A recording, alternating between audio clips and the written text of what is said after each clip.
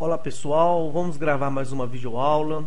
Esta é intitulada Neuroaprendizagem e Avaliação. O ideal é que todos aprendam sobre o conteúdo trabalhado, mas pela imagem aí disponibilizada, nós estamos vendo que cada um tem o seu tempo de aprendizagem. Por isso aconselho vocês a assistir uma, duas, três, várias vezes esta videoaula. Bom, eu acredito que a educação é interdição. O jardim, ele precisa ser interditado em relação às pragas, mas o sol é bem-vindo. Então nós vamos abordar nessa videoaula sobre planejamento de ensino e de avaliação, né? Então eu trouxe algumas imagens aí representativas, né? Muitas vezes nós avaliamos os colegas, avaliamos os estudantes, mas temos medo de ser avaliados, né? Então essa imagem aqui abaixo, ela é muito representativa disso que eu estou falando. E como que nós vamos avaliar os nossos alunos? Como que os alunos se sentem avaliados, né? Nós vamos ver nessa videoaula que primeiro nós vamos ter que avaliar a nós mesmos também. Bom, uma coisa é certa, vocês verão nessa videoaula informações inusitadas sobre o ato de avaliar. Preparem-se. Então eu vou abordar alguns tópicos relacionados ao planejamento de ensino e avaliação, e nele procuraremos ressignificar cada um deles. Então eu trago esses tópicos para vocês aí, ó. Geralmente o que ocorre, né? A avaliação é um instrumento de poder, o erro tem que ser punido, já que errar é o contrário de acertar.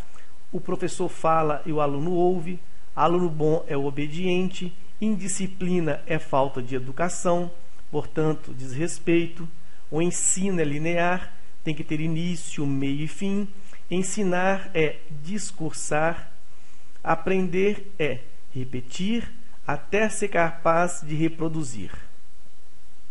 Antes de prosseguir, observem alguns cuidados, né? Alguns cuidados que eu trouxe para vocês. Cuidado com seus pensamentos, eles geram palavras.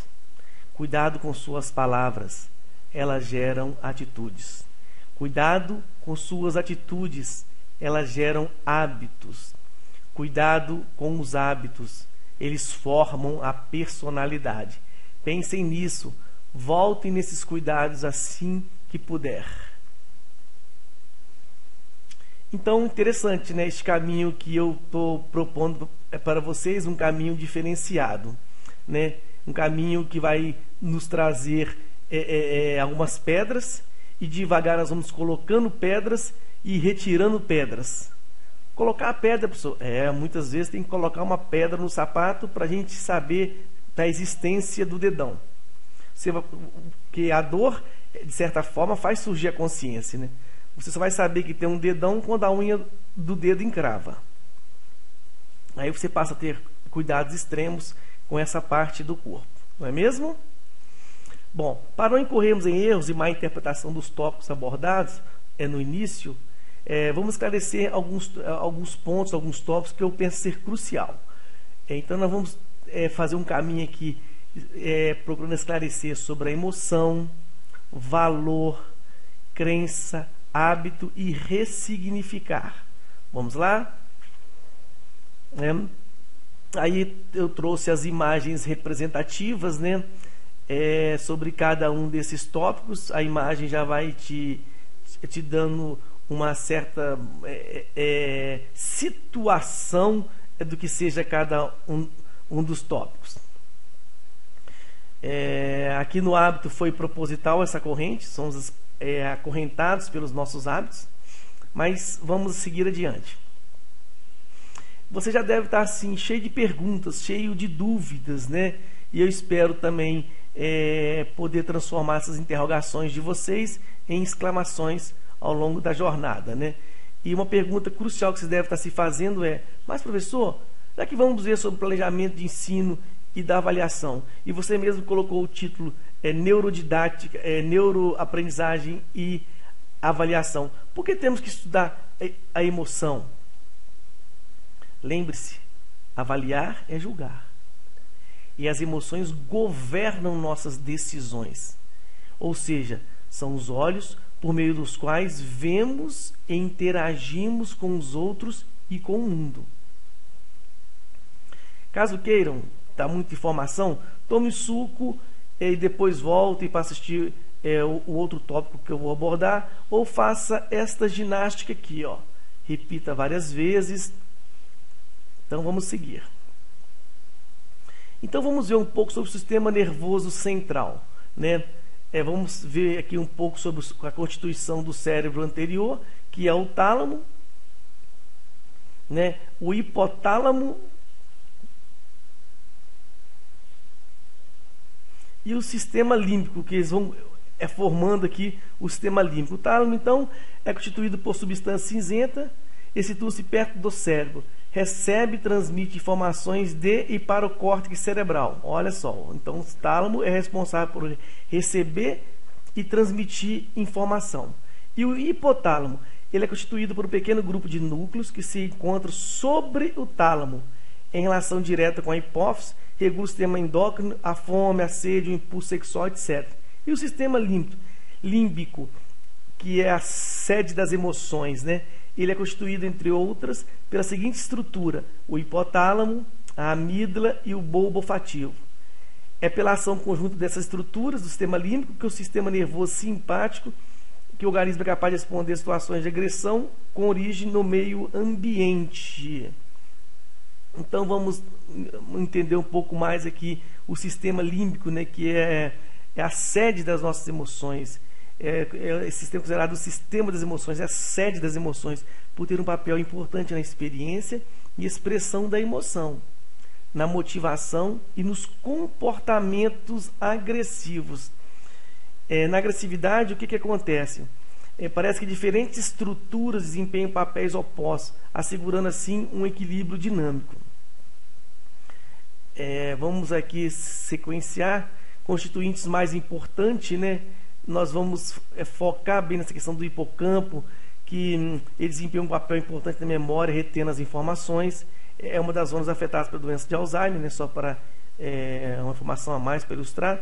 E a amígdala. Foque na amígdala. Ela é constituída por duas estruturas simétricas localizadas em cada hemisfério cerebral. Tem um papel importante nas manifestações de agressão e medo. O hipocampo e a amígdala têm funções complementares. Então aqui nós temos aqui uma imagem representativa, né? Nós temos aqui o tálamo, a região do hipocampo e a amígdala, né? Então aí eles formam o sistema límbico, né?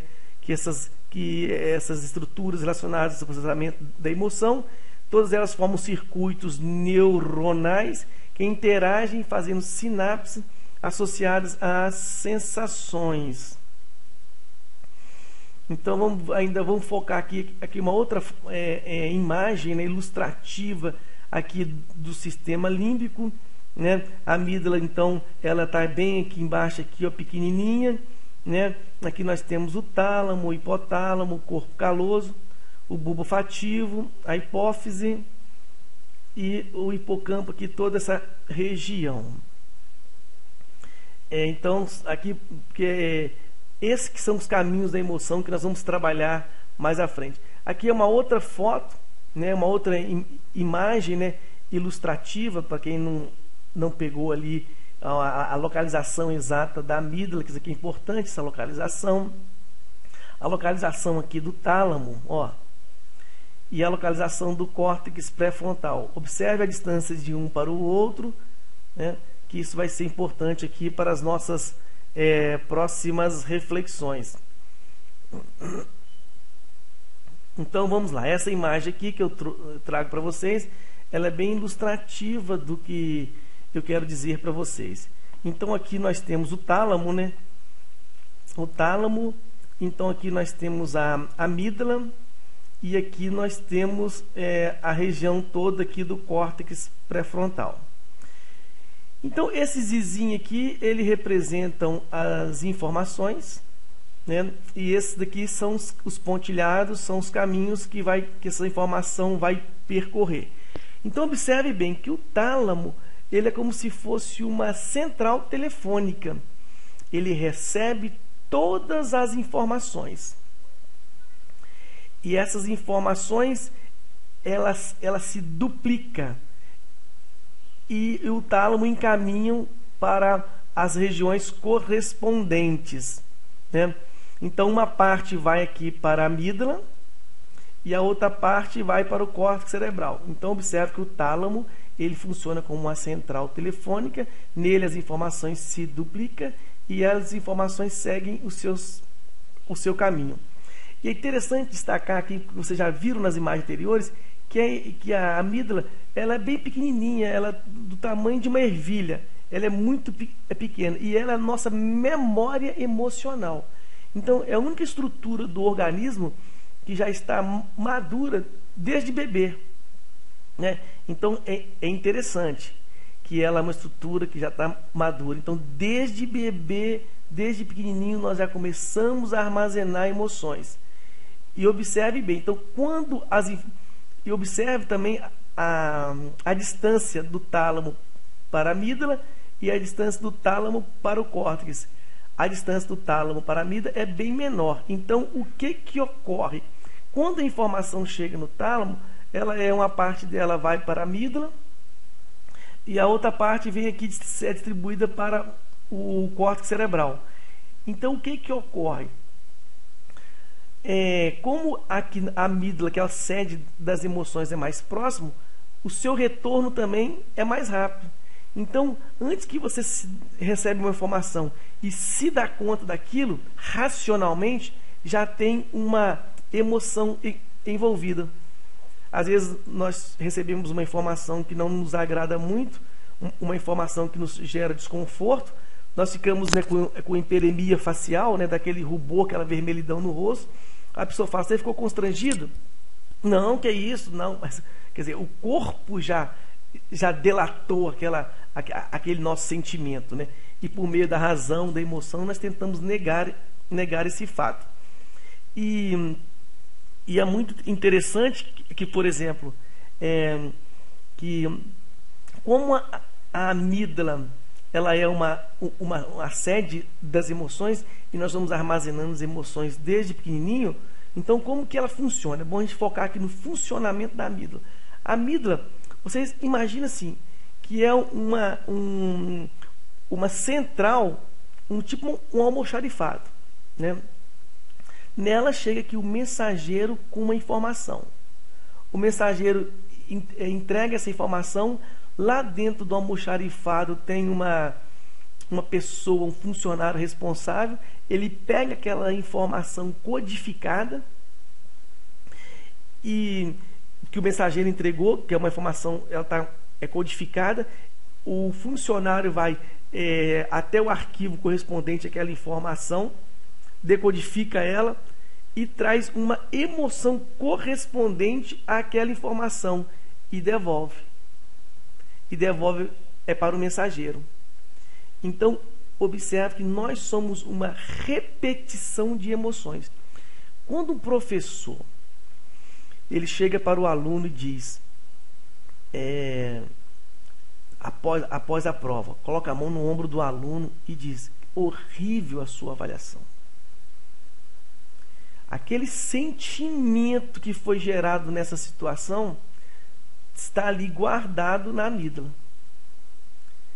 Quando essa criança, esse jovem já se torna adulto, e adulto ele faz já trabalhando, já estabilizado na sua profissão, no seu emprego, ele faz um relatório e entrega para o seu chefe. E o chefe fala assim: nossa, está horrível o seu relatório. Coloca a mão no ombro dele e fala que está horrível. A emoção que ele vai ter vai ser a mesma emoção que ele teve quando criança, quando jovem, após receber uma nota ruim na avaliação. Observe, agora vai ficando um pouco mais claro esse funcionamento da amígdala. E é muito interessante nós vamos ver que as nossas emoções, elas determinam as nossas ações. E nós estamos vendo que as emoções, elas se repetem, né? E e a emoção determina nossas ações, as nossas atitudes, e a sua atitude vai determinar o seu hábito, então nós vamos ter que mexer um pouco na nossa estrutura para mudar alguns hábitos, né? Então, espero que tenha entendido muito bem essa questão. Nós podemos trabalhar ela em outro momento. E como é muita informação, né, até cansa a gente para falar, para poder explicar isso com muita clareza, tem aí esse exercício para que vocês possam estar fazendo. Então, nós vamos lá. Estou procurando clarificar alguns tópicos que eu pensei cruciais para o nosso entendimento sobre avaliação. Observe bem. Então, nós já falamos sobre emoção. Agora vamos abordar sobre valor e sobre crença. Vocês podem tomar mais um suquinho, parar o vídeo, ou então fazer essa ginástica aí sugerida. Então vamos ver aqui os valores e crenças. O que são valores? Os valores são nossos pilares que nos elevam, são estados emocionais que governam as nossas decisões.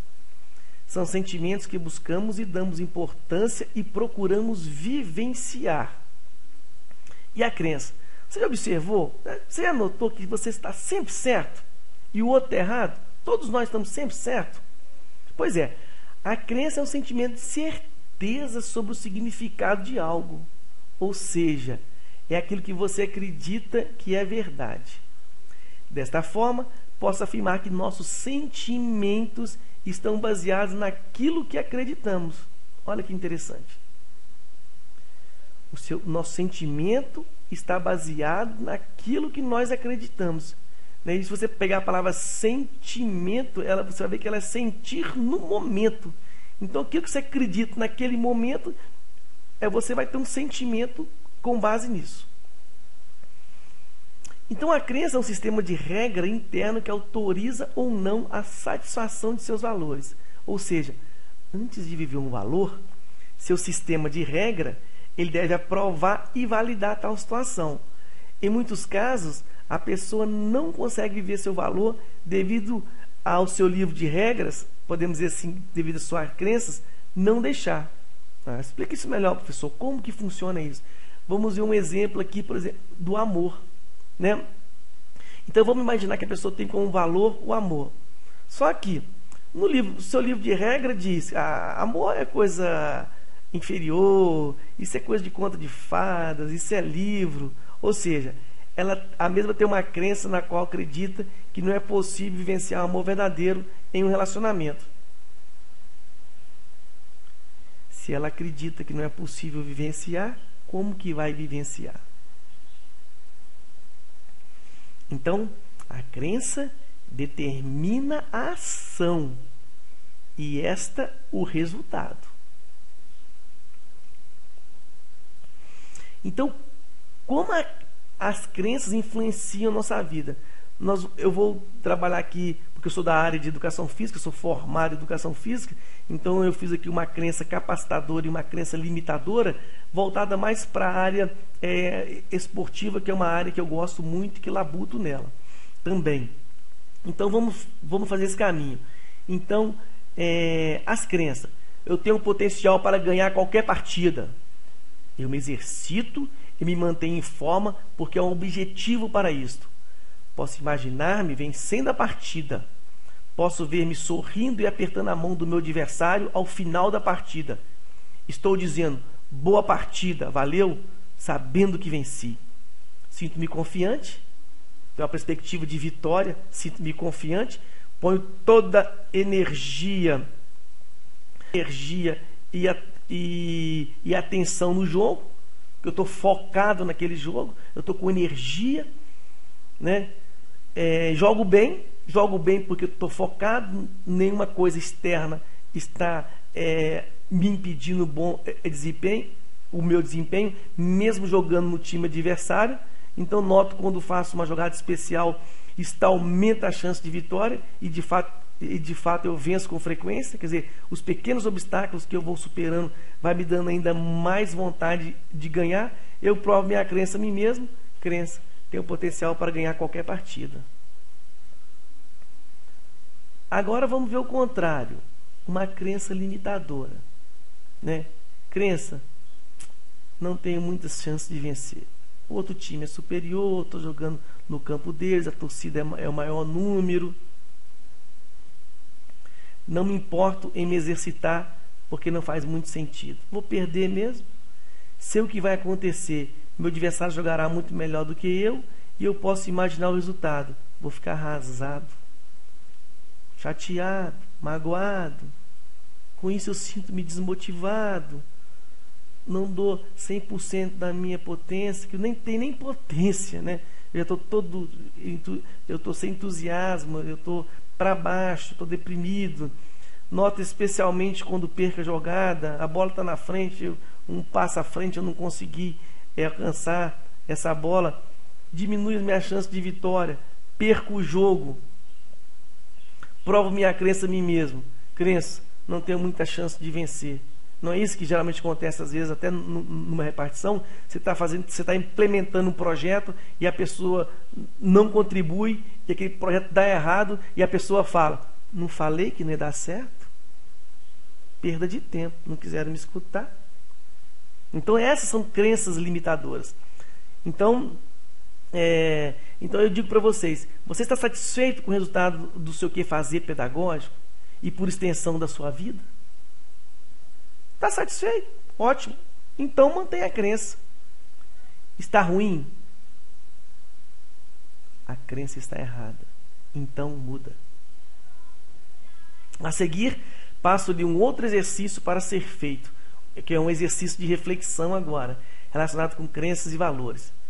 Por que eu quero aprender comportamentos? Que valores são importantes para mim?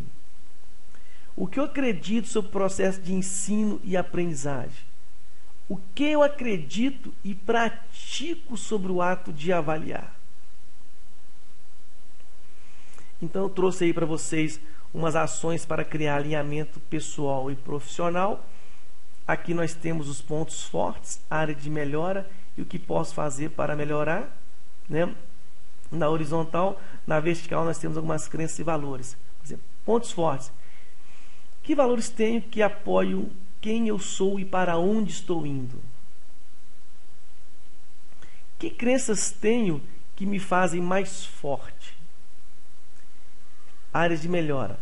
Que valores tenho que interfere com quem eu sou e para onde estou me dirigindo? Que crenças me atrapalham? O que posso fazer para melhorar em cada nível? Então é um exercício que eu faço para vocês. Nós estamos discutindo uma disciplina de planejamento, a questão de planejamento, e tem alguns colegas que não gostam de fazer planejamento. Então, para esse exercício, ele é inócuo. Mas vale a pena rever os hábitos, rever a crença para um êxito pessoal e profissional. Como nós vamos partir agora para um outro tópico, façam esse exercício aí repetidas vezes, se movimentem. Movimento é vida, né? Eu costumo dizer para os estudantes que até o cadáver está em movimento, né? Em movimento em direção à decomposição. Então vamos trabalhar aqui a questão do hábito agora, né? Esse tópico é muito interessante, tem muitas informações novas para vocês. Então, eu disse lá no começo que o hábito forma a nossa personalidade, né? Diziam os antigos: o uso do cachimbo deixa a boca torta, né? Quer dizer, o uso o contínuo, que é o hábito. Então, agora, professor, você vai falar mal do hábito? Não, sem hábitos não sobreviveríamos, né? O hábito nos faz ganhar tempo e energia nova. Por exemplo, imagina uma dona de casa que está ali, ela passa, ela lava, ela faz uma série de atividades rotineiras desgastantes. Ela tem um custo cognitivo para isso. E ela faz aquilo até com desenvoltura, dependendo do tempo que faz. Mas se alguém bate na porta que atrás um outro problema, um vendedor, uma informação é diferenciada, ela para aquela atividade dela, e quando aquela pessoa sai, ela volta para a atividade, ela volta um pouco exaurida. Por quê? Foi um outro custo cognitivo, né? E assim é conosco. Se você trabalha, por exemplo, disciplinas diferentes, se você tem 5 disciplinas e cada um com um conteúdo diferente, você vai ter um curso cognitivo. Se você tem 5 turmas da mesma disciplina, o curso cognitivo é outro. Então, e aí, eu sempre digo isso, que no começo, por exemplo, aprender, no começo nós gastamos muita energia, depois economizamos. Por quê? Por causa do hábito, por causa da repetição. Se você coloca, por exemplo, 2 pessoas para nadar 25 metros, com o mesmo peso, altura e tamanho, uma que sabe nadar vai gastar X energia, e a que não sabe nadar, que não tem a técnica apurada, ela vai gastar o dobro de energia, muito mais do que o dobro de energia, porque ela vai usar músculos que nem ela sabia que tinha. Então, quando a pessoa repete as coisas, ela vai repetindo sucessivamente vezes, você vai tendo esse movimento com uma coordenação motora fina, que nós chamamos que fica um estereótipo dinâmico motriz. É um movimento que você faz com um mínimo de energia. Você nem pensa mais para fazer. Você imagina um lutador de boxe, se ele fosse pensar para que lado que ele vai, para a direita ou para a esquerda, né? Ele era golpeado. Então, ele faz tanto aquele movimento que as conexões ficam bem rápidas, e ele começa a fazer aquilo sem muito gasto energético. Porque tudo que nós fazemos tem uma adaptação psicofísica. Para eu ficar sentado aqui planejando essas aulas, várias horas por dia, gravando essa videoaula, eu tenho uma adaptação psicofísica. Se eu, por exemplo, for para o campo pegar uma enxada para capinar, eu não consigo ficar ali 20 minutos. Não tem uma adaptação psicofísica para isso. Por outro lado, você pega um agricultor e coloca para ficar sentado aqui numa cadeira várias horas por dia, ele não vai aguentar também. Eu não estou dizendo que o trabalho intelectual tem uma superioridade sobre o trabalho braçal. Não estou dizendo isso. Que tudo é uma questão de adaptação psicofísica. E o pessoal do campo, quando começa a estudar, fala: isso não é para mim, não nasci para isso. Não é que ele não nasceu para isso. Ele ainda não teve essa adaptação psicofísica. Pensem nisso. Então é interessante que depois dos 20 anos, nós devemos rever os nossos hábitos para manter uma maleabilidade mental. Porque após os 20 anos, os nossos hábitos começam a enrijecer. E depois dos 30 anos, eu tenho pesquisado isso constantemente, aí que a coisa piora mesmo. A vida consiste apenas em uma espécie de refundição dos anos anteriores. Ou seja, você começa a fazer aquilo que você fazia há 20 anos atrás. Já foi consolidada aquela rotina, aquele hábito. Então o homem passa a ver apenas escassas emoções. Lembra do tálamo que distribui a informação lá para a amígdala, e o mensageiro leva e o funcionário pega e vai reconhecer? Então você começa só a replicar emoções já vivenciadas, né? Você tem poucos novos sentimentos. Então qual é a pílula contra o hábito que eu ofereço? Prevenir é melhor do que curar. Então procurar essa maleabilidade, essa flexibilidade, esse aprendizado, né? Porque o hábito, na verdade, é como um caminho, uma estrada batida. É mais cômodo ser trilhado. Às vezes tem um atalho que é mais curto. Mas como aquela estrada está mais batida ali, é melhor passar por ela. Então, muitas vezes, nós desejamos o progresso. Entretanto, desejamos permanecer como somos. E eu passei para vocês em outra oportunidade a questão da insanidade. Qual é a definição de insanidade? É você fazer a mesma coisa repetidas vezes e esperar um resultado diferente. Dou sempre a mesma tipo de aula, faço sempre o mesmo tipo de avaliação e espero que meus alunos aprendam, espero que meus alunos tenham nota boa. Não, esse semestre vai ser diferente. Mas como que vai ser diferente se eu faço igual ao semestre passado? Que na verdade eu faço igual ao ano passado. Por isso eu digo, às vezes a pessoa se gaba de dizer que tem 10 anos de experiência com a docência. Eu falo: se você comete o mesmo erro do que o ano passado, você não tem 10 anos de experiência, você tem um ano repetido 10 vezes. Pensem nisso. Então, o que acontece com a tristeza? Ela nasce de um desajuste dos hábitos. Você procura assim, um estacionamento mental. E quando você começa a fazer uma coisa que não está acostumado, que não está na sua rotina, começa o processo de tristeza, de melancolia. Então, todos nós somos capazes de aprender sempre. Um dos pilares da Unesco é aprender a aprender, um dos 4 pilares. Mas todos nós aprendemos, todos nós temos capacidade de aprender independente da idade. Mas o que ocorre? Ocorre uma atrofia dos hábitos de aprender. Então, o ideal é o quê? Modificar hábitos. Fazer relação dos mais prejudiciais, já passei anteriormente para vocês, ver o que se percebeu, trocar por um positivo. Você só consegue mudar um hábito quando você substitui ele por outro.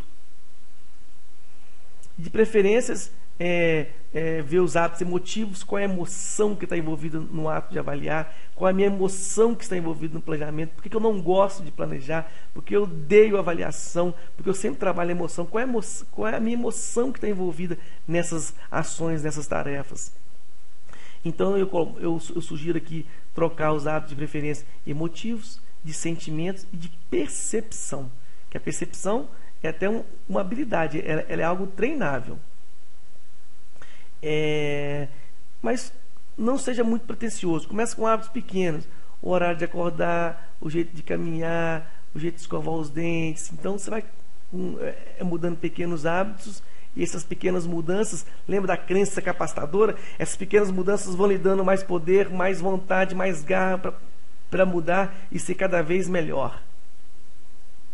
E por que digo isso? Porque o hábito, ele faz desaparecer a ambição de mudar. Tá bom assim mesmo, e por aí vai. Então, e é muito interessante que, por exemplo, eu coloquei exemplo para vocês aí, hábitos desagradáveis. E às vezes você tem uma emoção envolvida numa certa situação e você se irrita com aquilo. Mas você faz aquilo há muitos anos. Aquela estrada já é batida, você tem esse sentimento repetido várias vezes. E você interpreta aquilo tão bem, que você não gosta do sofrimento envolvido nessa situação, nessa interpretação. Mas como você sofre tão bem, você não quer parar de sofrer. Não pelo sofrimento em si, mas pela capacidade sua de interpretar. Você interpreta bem esse sofrimento, aí eu digo que não é que apreciamos o defeito em si, mas agrada-nos a forma com que os realizamos. Então, pessoal, analise bem os sentimentos de vocês envolvidos em algumas tarefas. Porque de repente aqui está trazendo mal fisicamente, corporalmente, mentalmente, mas você gosta daquilo. Você gosta daquele sofrimento porque você interpreta bem. Muitas informações, sempre precedidas aí de um exercício, para a gente poder dar um relaxamento. E vamos sequenciando no ressignificar. Somente vamos encerrar a nossa videoaula. Então, o que é ressignificar? Como o nome indica, ressignificar é dar um novo significado a alguma coisa. Então, por exemplo, tem lá, conta que 2 pessoas estavam sentadas na mesa de um bar e uma garrafa pela metade. Aí um diz, cada um vai significando diferente. Um diz, nossa senhora, a garrafa ela está pela metade, que é o pessimista. O otimista diz, e pensou e falou, puxa, ainda temos metade da garrafa. A mesma situação interpretada de forma diferente. Então eu passo para vocês um exercício, depois a gente vai dar as possíveis respostas, Vocês vão analisar essas figuras abaixo e vou escrever uma frase que explique o relacionamento entre elas. Observem bem as formas abaixo e descreva as relações entre elas. Daí vocês podem postar no fórum, me enviar por e-mail, e eu também vou lá dar umas possíveis respostas para essas questões. Então, com a abordagem do tópico ressignificar, eu retomo aquelas questões iniciais, veja abaixo, né? E digo para vocês, procurem ressignificá-la com base no aprendido. Aí está o tópico que eu coloquei inicialmente. Por fim, agradeço a todos vocês a paciência por assistir mais essa videoaula. Até breve, Juarez Moreira.